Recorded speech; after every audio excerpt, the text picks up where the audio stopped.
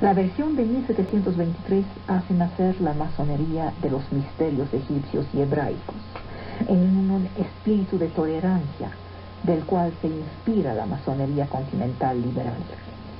Ahí en Inglaterra no fueron tan liberales. En Inglaterra se imponía la fe en un Dios revelado.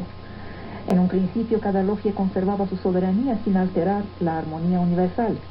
Pero la Gran Logia Unida de Inglaterra, inspirándose del Papa, se autoproclamó infalible. Desde entonces decide quién es regular y quién no es regular, cuando el único criterio de regularidad conocido es el trabajar a la gloria del gran arquitecto del universo, conforme dice la tradición. Digamos que los franceses fueron más audaces intelectualmente, aplicaron la máxima de Kant. ¿Qué son las luces? Y la respuesta es la salida del hombre fuera del estado de tutela, es servirte de tu propio entendimiento. En la base de esta masonería moderna del siglo de las luces, de su llegada a la modernidad, está la idea de progreso. La masonería relaciona el concepto de progreso a la evolución de las estructuras del pensamiento. Es esencialmente optimista. La masonería cree en la perfectibilidad del hombre. La idea del conocimiento es necesaria, la experimentación es indispensable. Entonces, el método masónico es un ir y venir entre un pensamiento que construye y una experiencia que valida.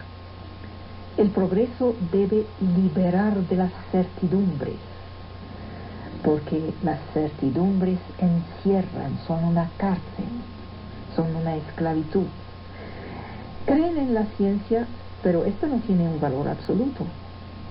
No son dogmáticos de la ciencia. Creen que la ciencia es un sistema normativo. Consideran a los hermetistas como sus ancestros tradicionales. Piensan que las costumbres no se destruyen, solo se rectifican. El progreso abre la vía de la moral. Esta moral es evolutiva, respeta la tradición. Nunca rechaza lo real, sino que lo solicita. Lejos del determinismo, habla de la probabilidad del bien. El yo dudo de los masones implica como una ascesis. La masonería operativa fue el vehículo del pensamiento antiguo.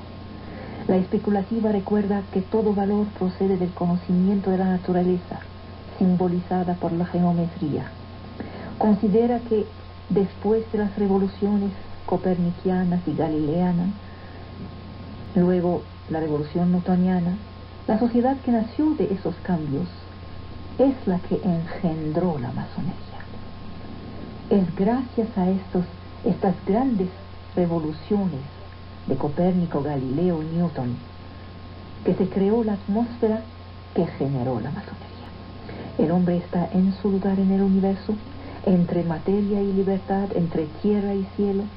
Es lo que simboliza la logia, cuyo nivel es ordo, el justo medio entre el cenit, que es la bóveda estrellada del templo, y el nadir, entre el caos y el fractal. ¿Qué es este gran arquitecto del universo del cual hablan sin cesar, que se repite en su texto?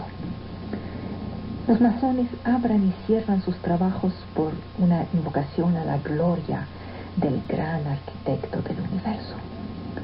Por ahí muestran que son fieles a la idea de un universo donde el sentido le gana sobre el sinsentido. Para Newton, Leibniz, Malebranche, el Dios arquitecto implica a la vez el Dios de la Biblia, el de la gnosis, el de los sabios y el de los filósofos. Infinito. Dios es a la vez creador y arquitecto. Para Voltaire, Dios era el gran obrero de la naturaleza. Cuando salieron las constituciones de Anderson en 1723, Newton tenía 81 años. La ley sobre la gravitación se vuelve el argumento decisivo que permite proclamar la gloria del gran arquitecto del universo. Dios, para los newtonianos, es descrito como el gran ingeniero. Las logias trabajan entonces a la gloria del gran arquitecto del universo, no a la gloria del creador. El arquitecto no es creador, es ordenador. La masonería es una gnosis. Su tradición se abreve en la fuente del esoterismo cristiano, esencialmente de Juan. Las corrientes gnósticas se integran en la tradición masónica. La idea de un gran arquitecto del universo no tiene nada de monoteísta, no implica la fe en un Dios. En la masonería el dualismo se expresa por la luz, que es símbolo de conocimiento, y la oscuridad, que es símbolo de ignorancia. El concepto de gran arquitecto del universo se ubica en el tiempo. Para medir el tiempo, los antiguos habían inventado la clepsidra. En un recipiente graduado, el agua, gota a gota, distila la eternidad. El símbolo de gran arquitecto, como todos los símbolos, solo tiene un valor interpretativo. Representa el principio de orden. La concepción del gran arquitecto puede ser definida como el principio anti-azar que administra el universo y la vida. En esta noción de anti-azar aparecen las ideas de orden y de progreso. La idea de un gran arquitecto del universo tendría así el papel de un principio regulador del pensamiento. Estoy tratando de explicar los símbolos para poder llegar al funcionamiento de la institución. Porque este tipo de funcionamiento y esos secretos y esta iniciación y esas logias son los que hacen hablar mal, porque la gente no entiende de qué se trata. ¿Qué es esto, la logia? ¿Será un grupo de mafiosos que se reúnen y urden secretos y hacen conspiraciones y complots? No. Es un grupo iniciático. No todo el mundo puede entrar y saber, porque el conocimiento no está dispersado así, porque no todo el mundo merece el conocimiento. Hay que merecer el conocimiento para no echarlo a perder. Y la logia es a la vez tumba y matriz. Por la logia, el masón accede al estado intemporal universal. La logia es madre, es el placenta que alimentará a lo largo de su vida al masón. En cambio, el masón alimentará a la tierra, más allá de la muerte, más allá del oriente invisible, como ellos dicen. Cuando será iniciado y recibido en la logia, el neófito dejará el atrio del templo e integrará una estructura.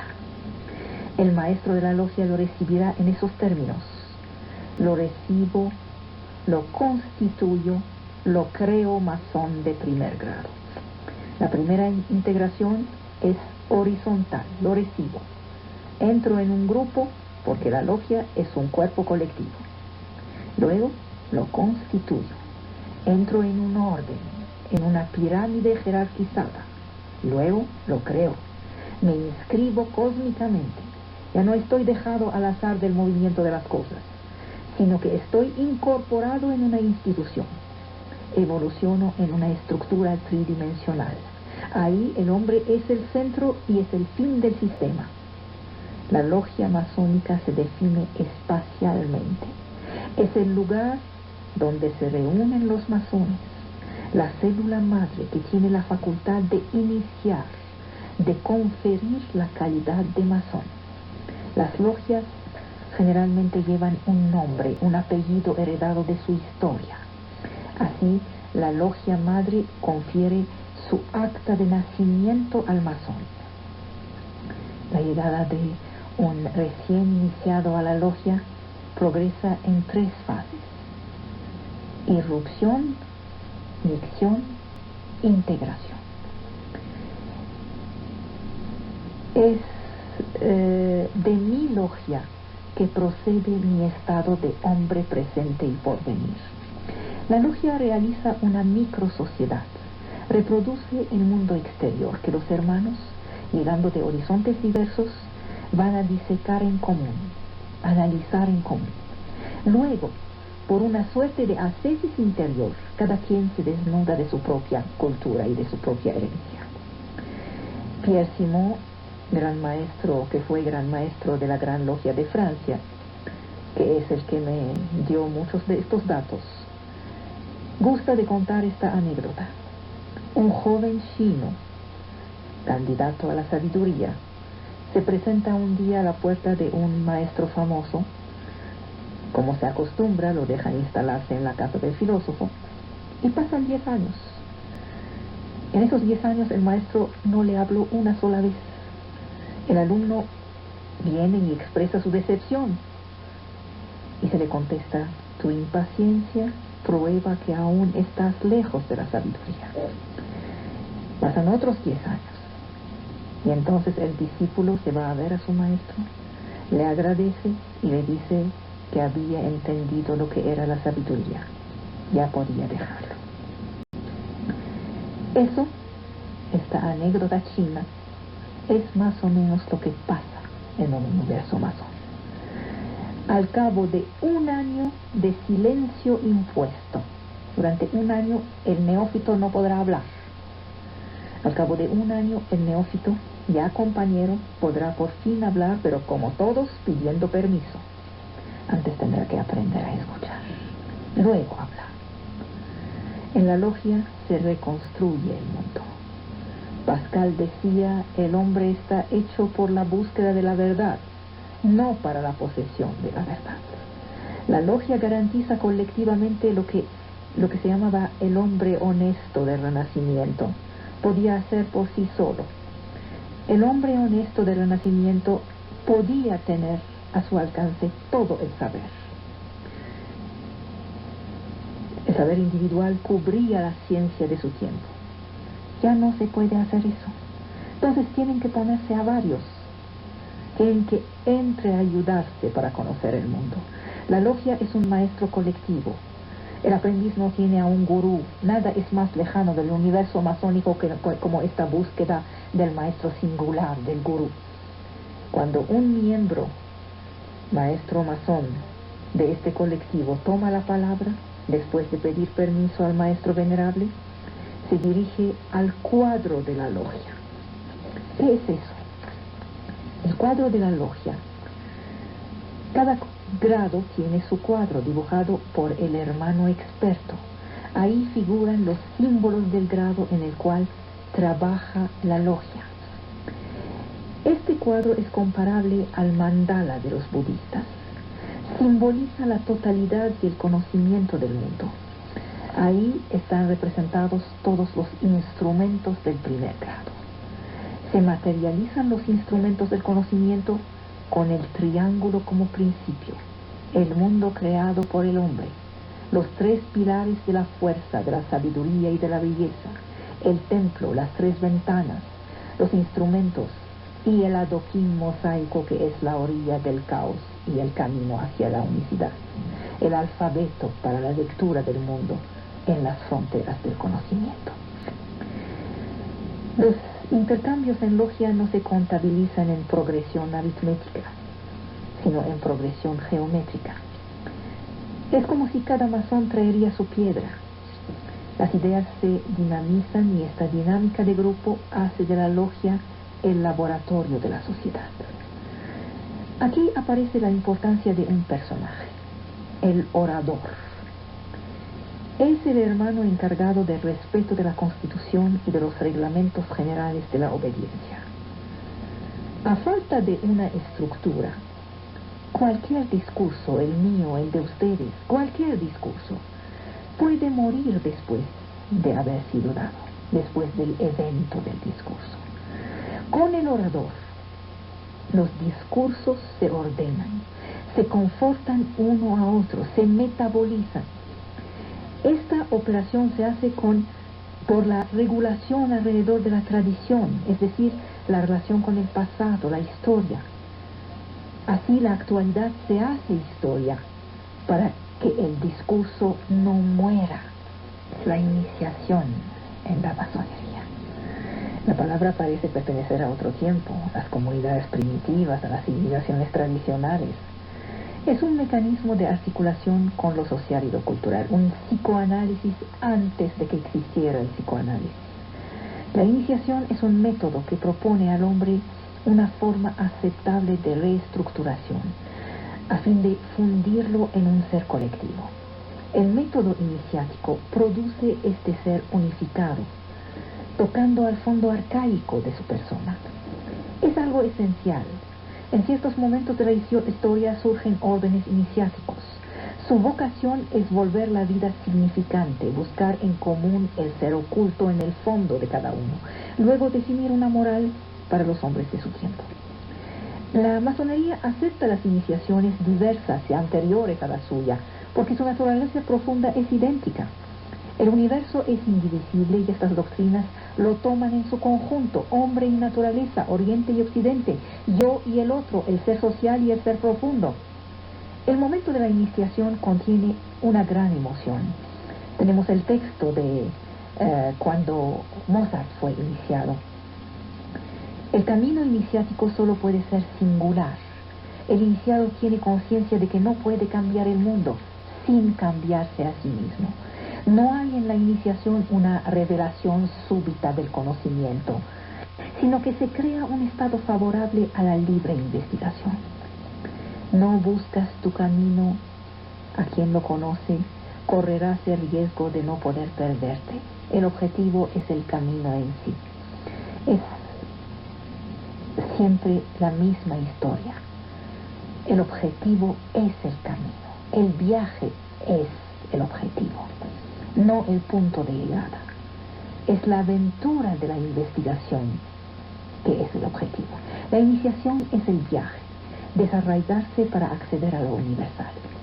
Vishnu conoce los peligros del mundo atravesándolo. Gotham en Siegfried se vuelve el errante. La cena pascual judía como la cena cristiana retratan un éxodo y el final de un exilio. Todo viaje es iniciación. Un viaje que no busca un hacer, sino un devenir. No verificar lo ya revelado, sino ejercer la inteligencia de lo que está oculto. Es en el espacio sagrado de un templo, protegido por su misterio, que ocurre este nuevo nacimiento, que es la iniciación. La puerta es el símbolo de la separación entre dos etapas. Aquel que pasó por ahí ya no es el mismo. El hombre pasa de las tinieblas de lo inconsciente a la luz de la vida espiritual, según los criterios de la tragedia clásica. Un lugar, un día, un solo hecho. Se puede calificar la ceremonia de la iniciación de drama iniciático.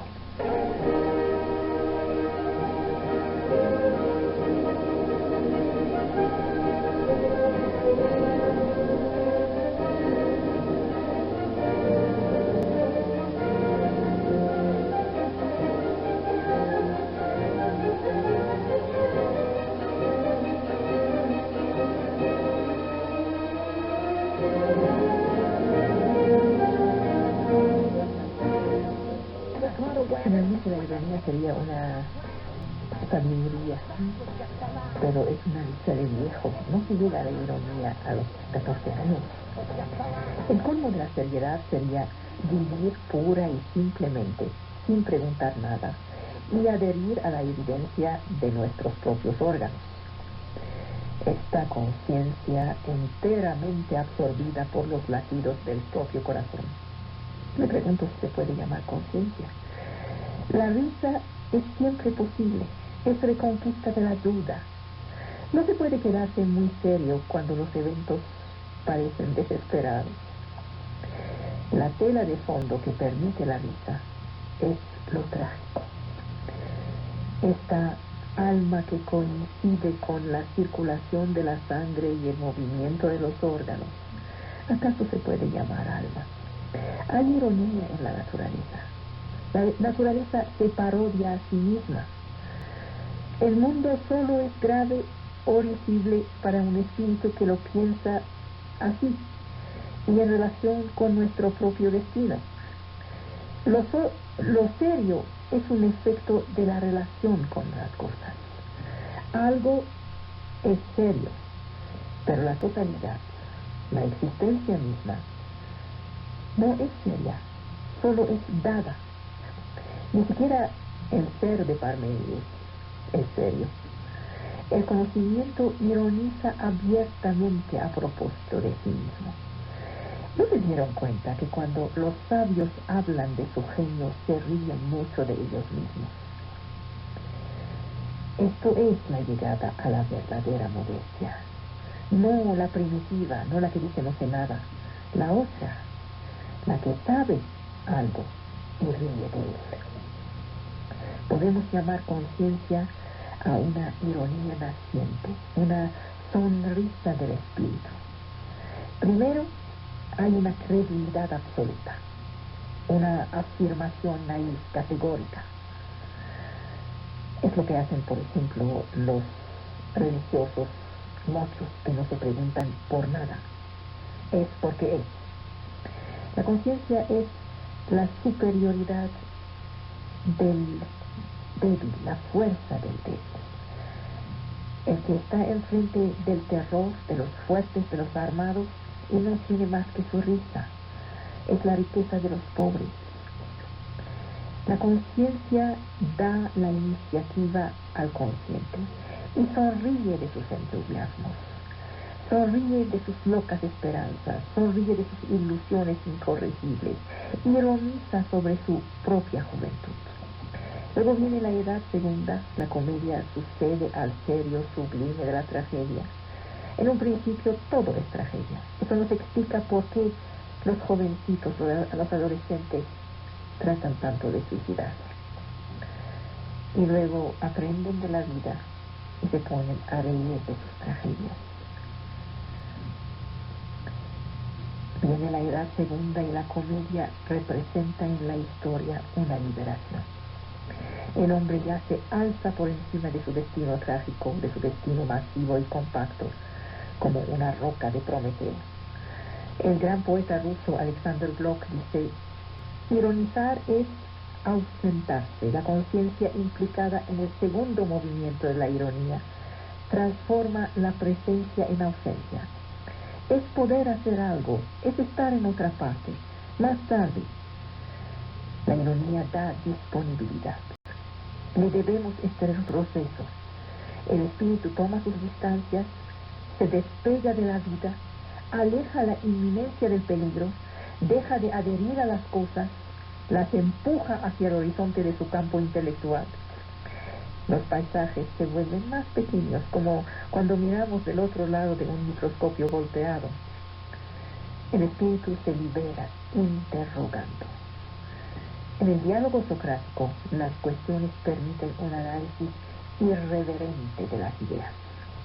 La ironía introduce en nuestro saber el relieve de la perspectiva. La ironía dice: si hay un objeto, es que hay varios objetos. Esto implica de inmediato la pluralidad. El objeto nunca está solo.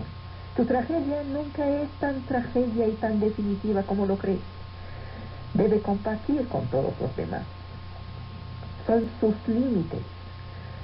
Dice sí y no, afirma las fronteras, obliga al espíritu a aceptar sus límites.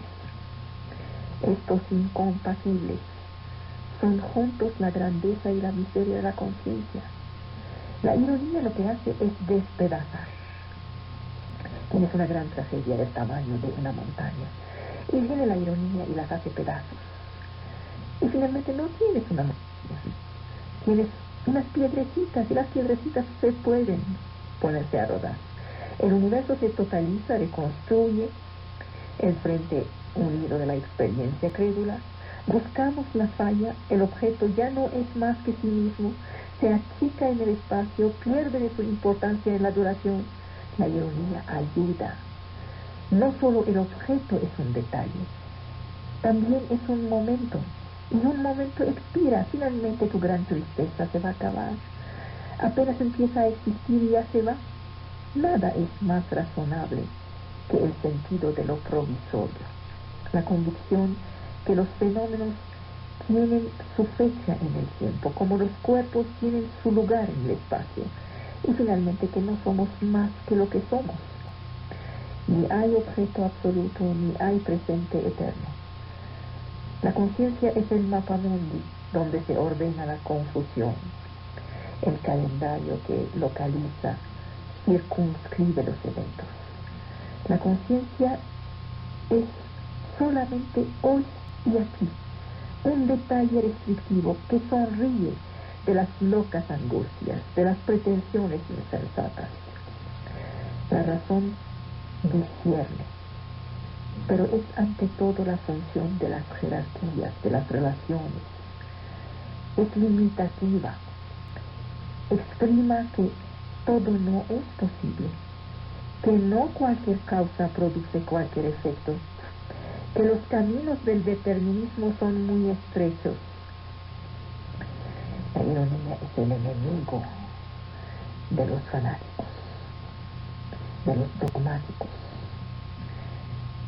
La cronología, como el Atlas, desprecia el objeto, y nuestra razón, a la vez panorámica y prospectiva, empieza a tratar el universo con más ligereza. Distancia, duración, coexistencia hacia el objeto vano. Nuestra conciencia adopta la perspectiva del aviador, sonríe de su vieja pesadilla. Queda en ella un islote de tragedia, por supuesto. Cada momento tomado aparte es fútil, solo merece una atención divertida. Pero la totalidad de los momentos sucesivos resiste a nuestro humor. Vivir sigue siendo un gran asunto. Ya no hay más que anécdotas, pero la vida misma, que está formada por estas anécdotas, es una cuestión terriblemente seria. Queda alguna totalidad en nosotros después de estos despedazamientos del universo, en parcelas insignificantes y de la duración en accidentes minúsculos. La conciencia irónica juega con el mundo, pero tiene idea de su propia importancia. Al reírse de ella misma puede destruirse, no teme, y ahí está a la vez su fuerza y su debilidad. Es consciente con amplias zonas de inconsciencia, es sensible y anestesiada a la vez. Se parece a estos grandes moralistas que devora una fiebre de virtud y que son capaces de muchas bajezas. Hay una lucidez especializada que podría ser peor que la ceguera. Es la falsa clarividencia de las almas más despiertas. Hay que despertarse al mundo y a sí mismo. La conciencia no es totalmente consciente si no lo es de sí misma. Y su gravedad la vuelve presa de la ironía extranjera. Porque la gravedad hace que uno se vuelva vulnerable.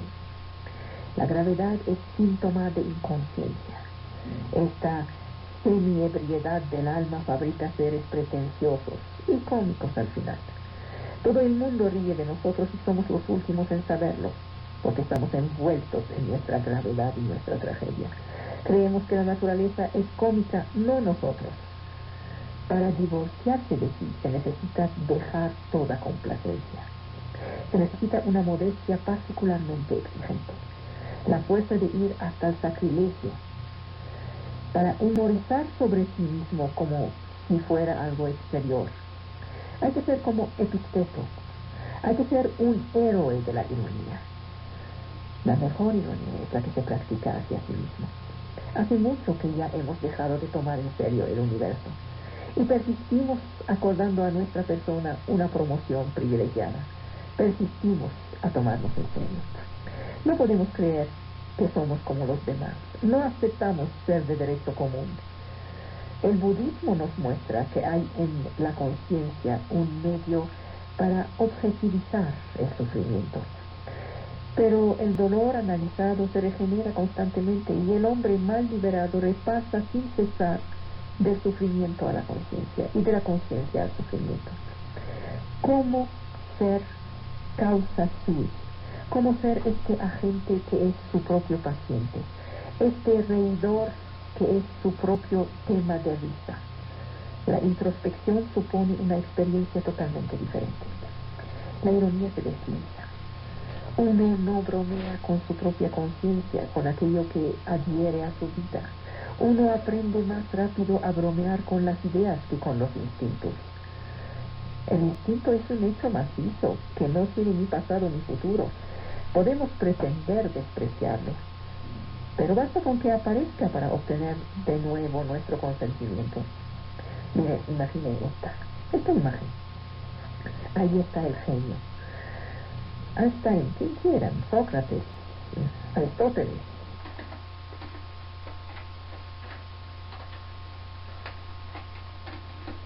Imagen. Ahí está el genio. Einstein, quien quieran, Sócrates, Aristóteles. Ahí está el genio, ocupado en la ridícula tarea de aparearse con su mujer. Venlo, desnudo de espalda, apareándose con su mujer. Habrá que preguntarse si el pudor no es, de alguna forma, esta vergüenza del espíritu, alguna conciencia impotente. Nuestros instintos son de risa. En todos los placeres en general encontramos esta profunda seriedad de la vida. Mientras está presente, el placer es un absoluto. Hay que tomar distancia, vernos como si fuéramos otro, como la espalda de Aristóteles apareándose con su mujer. Y nos morimos de la risa. Conciencia, placer, instinto. La conciencia misma se vuelve el propio tema de la ironía. La ironía es una actividad espiritual infinita. ¿Acaso podemos aprender a sonreírnos del instinto? Habrá que hacerlo porque es de risa. ¿Acaso aprenderemos a volvernos un día ironistas, no solo chacoteros? Parece que se puede lograr. ¿Cómo? Primero, si observamos el pasado, la importancia excepcional de la pasión para el corazón apasionado se diluye. Nuestro presente retoma su humilde lugar histórico en la sucesión de los momentos y pierde su excepcionalidad. Hemos querido matarnos por un fulano de tal a los 13 años. Esta era la pasión seria. 30 años después, ¿cómo hemos podido pensar esto? El tiempo, el pasado, ayuda a la ironía. Luego, comprender. El conocimiento desapasiona nuestros sentimientos, nuestros odios, nuestros entusiasmos. Nada calma mejor como la meditación sobre las necesidades, la crítica de las fuentes, la búsqueda de los orígenes. Todo eso constituye para las almas demasiado serias una cura saludable. A la vez constituye una admirable lección de humildad, de sobriedad, de recelo. Por esto es que los dogmáticos insisten en ser tomados en serio. Por eso es que prohíben toda investigación y toda especulación indiscreta sobre su genealogía. Es que no quieren bajar del simio, no soportan que los espíritus curiosos se ocupan de su estado civil, tejen con ellos mismos la ilusión que no han sido engendrados, que su mitología derrota la falta de respeto. Pero a pesar de ellos, aparece la ironía. El conocimiento ayuda a no tomarse en serio. Cuando les digo cuáles son los orígenes de la verdadera cruz, estoy poniendo distancia para con el fanatismo. No estoy quitando la fe a nadie, al contrario, estoy haciendo una fe mucho más calmada, mucho más cuerda, una fe que no mata, solo ama. Cuidado, no estoy diciendo que los ironistas son gente que no respeta nada, son gente amoral, inmoral y todo lo que quieren. Siempre detrás de la risa hay que ver las lágrimas que no quieren aparecer.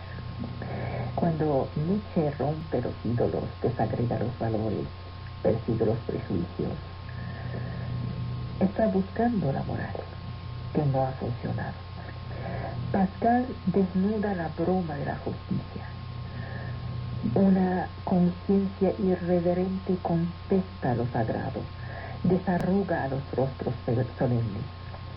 La fisiología, la biología, la sociología nos enseñan que el mayor filósofo del mundo está a la merced de un dolor de muelas y que las ideas quizá no son más que un malentendido del cuerpo.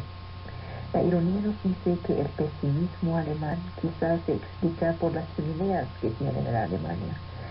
La ironía nos dice que quizá la Revolución Francesa se explica por el café que toman tanto. ¡Qué chasco con la metafísica! Es una humillante ironía que hace que la sensación, el genio, el pensamiento sean el resultado de unos gramos de gelatina, que bajo la máscara de las nobles motivaciones el médico denuncia los estratagemas de lo inconsciente. Y a las razones decentes de la razón sustituye las razones penosas del instinto. Nos vuelve visible la vanidad de nuestra civilización, la barbarie hereditaria que se disimula bajo ella. No puedo abrir la boca sin imitar a alguien. Trabajo para ser el primero y resulta que soy hijo de la tradición. Hasta mis sentimientos son copia de algo. Creemos crear y apenas recitamos. Lógica de los sentimientos, lógica social, lógica de los nervios y del hígado, pensamientos del estómago. Mi persona entera no es más que un plagio, el conjunto de todos los papeles que juego. Nuestros sentimientos son efímeros, nuestras creencias son inestables, la pasión terminará a pesar de nuestros juramentos, este absoluto es efímero. Un sentimiento solo es eterno hasta que apunta el próximo sentimiento. Un definitivo solo es definitivo hasta Pascua. ¿Quién puede decir siempre? Nadie. La ironía consiste en rodear la cosa por todas partes. La ironía es saber que las islas no son continentes, ni los lagos son océanos. El navegante que vuelve a su punto de partida descubre que la Tierra es una simple bola redonda y que el universo no es infinito. Gracias a la ironía, los problemas se dejan circunscribir. La ironía es la reversibilidad. Una duración irreversible es siempre trágica, porque impone un viaje cuyo final no se ve. La historia, por ejemplo, parece amenazadora si no vemos que es recomienzos, ciclos, periodos. Entonces sonreímos. Ahí están las edades del mundo. Las ordenamos, enumeramos las dinastías y vemos que la historia ha sido un juego. De ahí una economía de felicidad y una economía de desgracia. Por eso les digo, la ironía es asunto de viejos. Sabemos cómo acabarán las cosas. Tomamos nuestras disposiciones para no ser sorprendidos. Hacemos como aquellos que compran leña en verano o compran un seguro de vida a los 20 años. El humor previene. El hombre escribe su testamento el día mismo de su nacimiento. La magia del presente, su absolutismo, su valor, nos dejan incrédulos y nos volvemos ironistas. La conciencia se libera de su presente, mira a su izquierda, mira a su derecha, descubre de que existen la sucesión y la coexistencia. Reencontramos la imparcialidad, reencontramos la justicia, la razón. Hay un imperialismo de nuestras tendencias, un imperialismo de la naturaleza pasional, cancerígena de nuestros sentimientos, nuestra confianza que llega a la credulidad. Todo esto exagera las cosas. El instinto prolifera, se vuelve idea fija. Te amo, te amo, te amo y es para siempre y hasta morir. Cada uno de nuestros actos es principio de costumbre. Hay que saberlo. La gravedad es nuestra tendencia natural. Por suerte la naturaleza nos ha dotado de algunos mecanismos reguladores. Todos nuestros placeres pueden volverse obsesivos, pero no lo serán porque otros reclaman su parte y porque el mundo exterior no les permite atrasarse. Hay una guerra civil de los instintos, pero hay naturalezas graves que se lanzan con todos sus sentimientos, sin precaución, en lo que sienten. amor, ira, entusiasmo, ponen todo su corazón en cualquier cosa. Si hacen un pastel, lo harán con pasión. Si hablan con el leñador, lo hacen con pasión. Lo que sea. Yo conozco a esa gente. Vivo con una de esas. Por eso se dice de ellas que son enteras. Pretenden figurar en su totalidad en una palabra, en una sonrisa, en una mirada. Comprometen a fondo cada minuto de su vida. Este radicalismo del corazón vuelve a esta gente infinitamente vulnerable. Son presa fácil de la desgracia. Sufren constantemente. Multiplican las causas de la decepción. La ironía les enseñará a no figurar integralmente en cada signo. Les enseñará a cuidar mejor sus recursos. La ironía dispensa de la tragedia.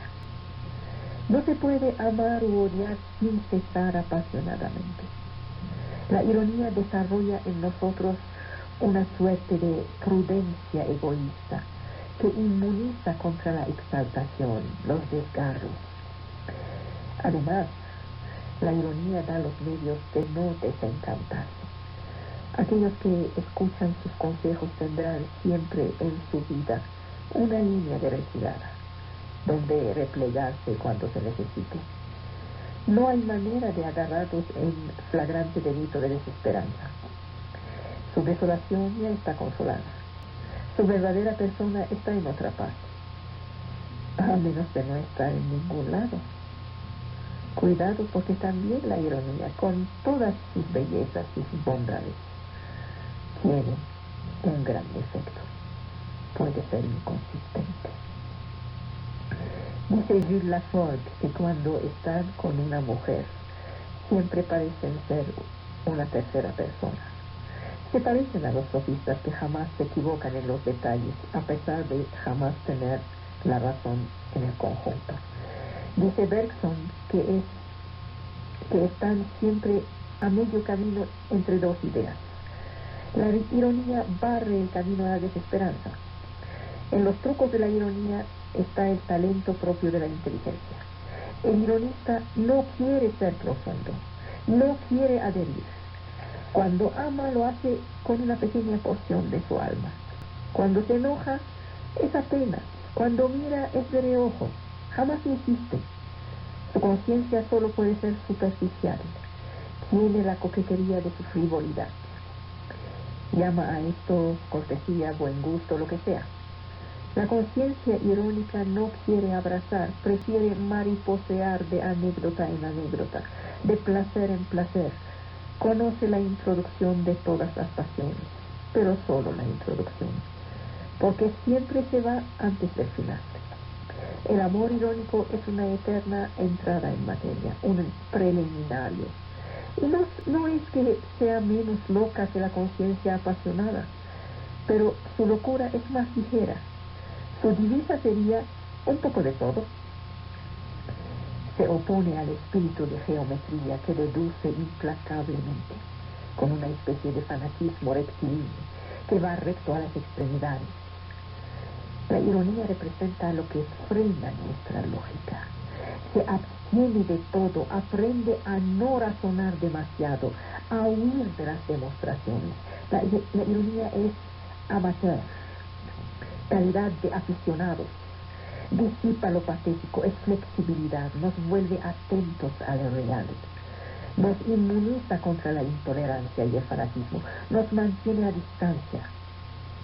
Lo propio del instinto es de solo querer una cosa, pero quererla a fondo. Jamás se detiene a medio camino. La inteligencia es el pensar las relaciones. Quiere abstenerse, hacer como si nada existiera, y triunfa. Ahí estamos disponibles, incrédulos, a la vez amos de las cosas y de nosotros mismos. La ironía es libertad. Su progreso va al par del progreso de la conciencia. El espíritu se libera tomando distancia en el espacio y en el tiempo, el atlas y el calendario. Se libera practicando la sucesión y la coexistencia y somete la conciencia y la ironía. Esta es como un pacto. Manda al oído del hombre el eco que repercuta el sonido de su propia voz. Este espejo es lúcido, es el sabio espejo de la introspección. Vamos de la periferia al centro para poder ironizar sobre lo que nos es lo más entrañable, la conciencia. En casi nada basta para desamparar esta soberbia envuelta en su falsa dignidad. La seriedad es esencialmente frágil. Nuestro respeto vuela cuando descubrimos de qué causas minúsculas dependen los eventos los más grandiosos de la historia o de la vida interior. Todo lo que conformaba nuestro orgullo se desmorona, dejando ver la miseria, y nuestra desilusión es tan larga como la del patricio que descubre, oculta en su genealogía, algún abuelo vergonzoso. Eras de buena familia, pero mira quiénes son los abuelos. Las falsas perlas imitan a las verdaderas. Los autómatas se vuelven indiscernibles de los vivos.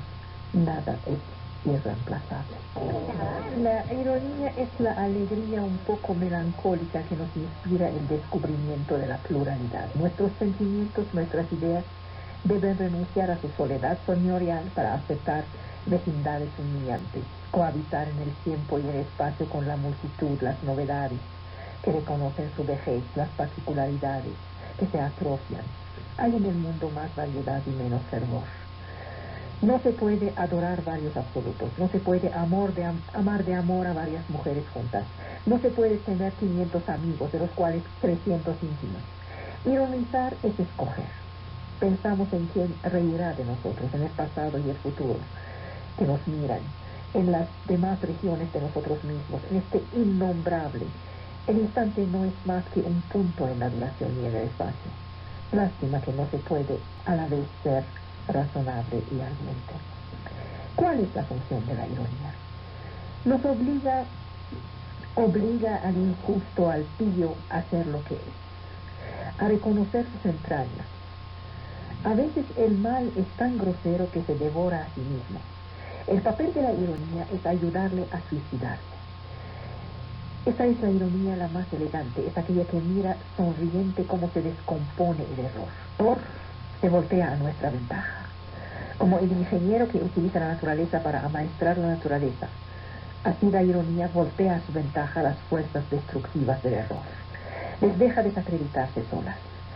Cuando ironizamos sobre el error, hacemos que se suicide. El ironista solo da un empujoncito, ayuda un poco al error a destruirse.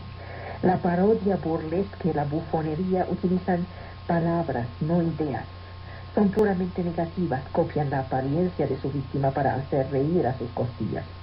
Son comediantes, no son filósofas. Pero la ironía sí es filósofa. La ironía hace que el error trabaje en su propia confusión, experimente sus límites, su nocividad. Provoca al enemigo, le hace decir todo lo que tiene que decir, le hace jugar su propio papel. La ironía es como un detective que quiere tener a su prisionero vivo. La discusión pone a los imbéciles en una mala postura. Con sus cuestiones excita su retórica, les deja macerarse en su jugo, hace que se contradigan, que se vuelvan incoherentes, los desenmascara. Hay una ironía que no es muy activa y otra que colabora personalmente en el ridículo. Hay una ironía floja y una ironía interventora. Una que deja hablar y otra que hace hablar.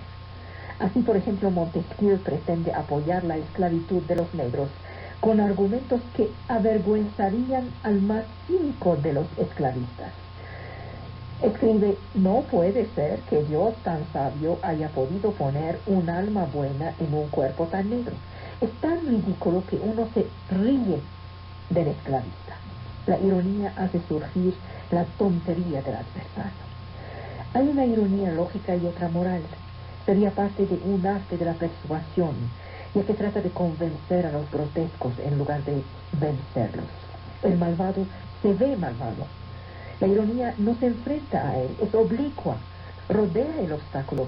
Es de algún modo el arma de los débiles, como les dije. Triunfa por la sorpresa, maniobra. Hay resistencias que jamás se podrán vencer directamente. Así que se usa una táctica común en pedagogía, que consiste en tomar exactamente el punto de vista ajeno para transformarlo, como estos patrones hábiles que hacen participar sus obreros en los beneficios de la empresa. Esta es la ironía educativa, maestra en el arte de las concesiones. Induce las almas a abrirse. La pedagogía tiene miramientos con el error, simpatiza con el aprendiz, es indulgente y condescendiente. Su propósito es destruir el error. Está a medio camino entre la rigidez inflexible y la elasticidad. Descartes ha usado de esta estrategia. Se puede bajar una muralla a golpes. Pero para vencer a una voluntad hay que usar de otros métodos. Dios mismo, para amaestrar la mala voluntad, se niega a defenderse contra sus propios enemigos y muere en la cruz. Sócrates no solo no resiste al mal, sino que justifica a sus jueces. Para vencer la maldad nos queda, por suerte, la ironía. La ironía rara vez insiste. En cuanto al cínico, arriesga todo, reivindica aquello mismo que le reprochan. El cínico adopta la política de lo peor. El malvado habita a gusto en su maldad. El cínico juega. Es relativamente serio. Ni totalmente jugador, ni totalmente convencido. Es homo duplex. Es anfibio. Corre algunos peligros mortales. La maldad absoluta es algo impensable. La noche de nuestra alma no es jamás totalmente negra. Digerimos la desgracia, la vergüenza, la ininteligibilidad. No hay que confundir la desesperanza, que es infinita, y las razones de desesperar, que tienen una cierta grandeza objetiva. La desesperanza es la impotencia, lo inconciliable absoluto. En Crimen y Castigo, Dostoyevsky pregunta: ¿sabe usted lo que significa no tener más a dónde ir? El cínico cree en la catástrofe, asume la catástrofe, tiene esperanza de hacerla retroceder por medio del ejercicio de una homeopatía para curar la enfermedad misma.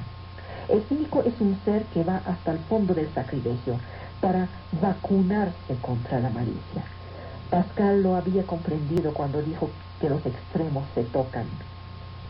La negación fanática de Iván Karamazov es muestra de su necesidad religiosa. Se vuelve inofensiva en su exceso y actúa como un suero.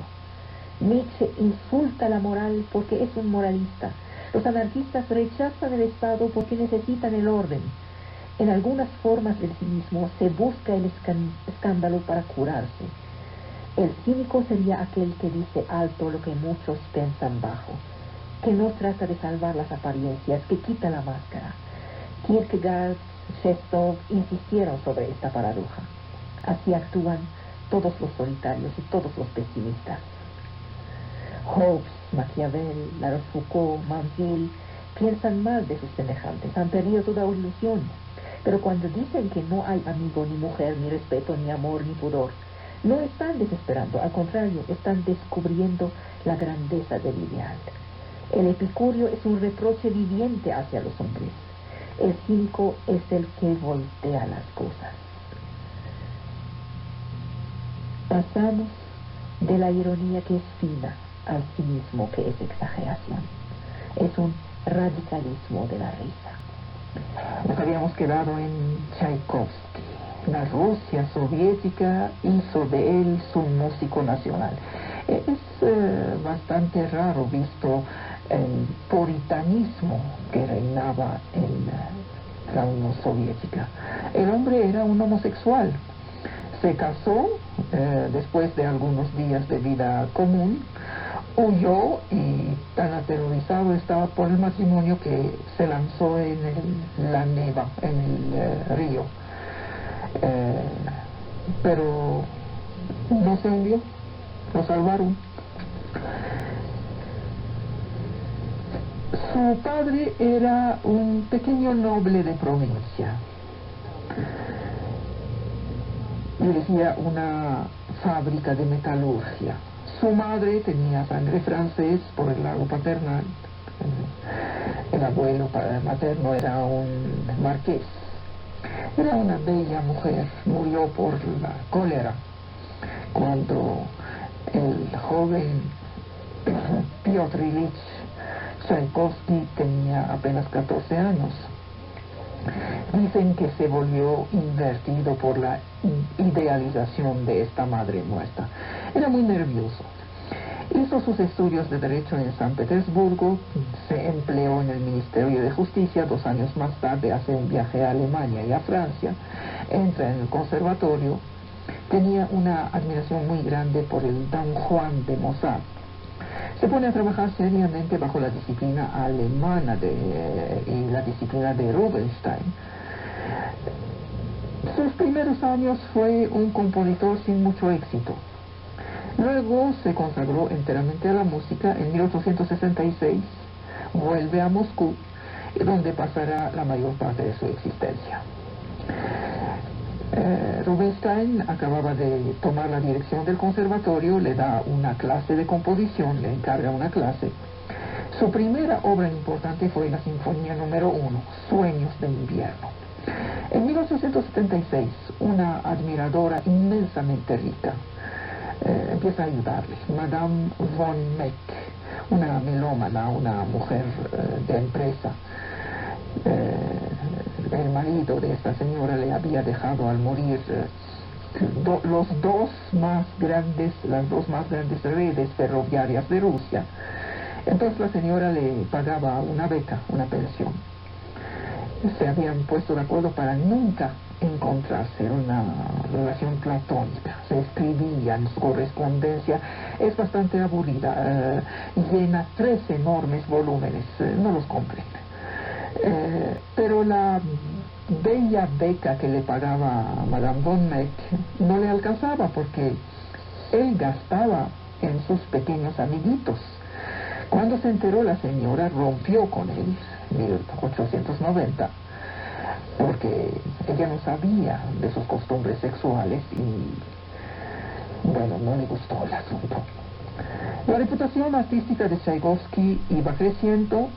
Viajaba, paseaba su neurastenia, cada año hacía estancias en Alemania, Francia, Suiza, Italia. Tenía relación con Saint-Saëns. Cuiden bien este lado de los amigos.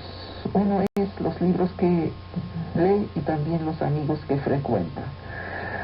Saint-Saëns no engrandece a nadie, ni siquiera a él mismo. Pero era el más parisino de los compositores rusos. Tchaikovsky estaba loco por Carmen. No comprendía prácticamente nada a Wagner ni a Mussorgsky. Consideraba a Mussorgsky como alguien grosero, feo. Esto para él era un argumento. Las dos últimas viajes que hizo Tchaikovsky tuvieron una consagración mundial. En 1891 en los Estados Unidos inauguró el Carnegie Hall. En 1893 en Berlín, en Bâle, en París, en Bruselas, en Cambridge. Ahí lo hicieron doctor. Pero la travesía del Atlántico lo asustó mucho. En San Petersburgo, de vuelta, se enfermó de cólera. Su madre, recuerden, se había muerto por eso. Y murió él también. Sus últimas palabras, dicen, fueron para insultar a Madame Meck. Solo tenía 53 años. Tchaikovsky creo que vale un poco más que el desprecio casi general que se le manifiesta. Pero tiene muchas debilidades, tiene muchas desigualdades. Es el primer ruso que se haya expresado según la retórica musical del romanticismo alemán. Reconoció él mismo su inaptitud. Sus sinfonías conservaron siempre un aire, ¿cómo decirle?, bastardo. Si la sinceridad fuera en el arte un criterio, entonces habría que contar a Tchaikovsky entre los grandes. Pero la sinceridad no es un criterio en arte. Piotr Ilich Tchaikovsky era incapaz de elevarse intelectualmente, de elevarse moralmente. Tenía una filosofía de colegial, de niñito. Era un neurópata, tenía una idea de la felicidad muy de señorita de secundaria. Le gustaban las tonterías. Es muy común en los invertidos envejecidos. Su sexta y última sinfonía fue la Patética. Él estaba muy preocupado desde siempre por la idea de la muerte. Hace pensar en un kiosco de música de una ciudad de Europa Central. Tchaikovsky tiene la cabeza llena de ejemplos beethovenianos, pero no es el Beethoven grande, es el Beethoven de Marienbad, el otro, el chiquitito. El concierto para violín en re mayor introduce en lo académico unas llanerías de restaurante. Este es el lado bastardo de Tchaikovsky. La cuarta y la quinta sinfonía son más emotivas. El trío en la menor es una de las obras maestras de la música de cámara rusa. Tenemos también el segundo concierto por piano, la danza de los bufones, el carnaval romano. Como orquestador, Tchaikovsky fue prácticamente siempre bien. Lo sabía hacer. Tiene algunos bonitos ballets, el lago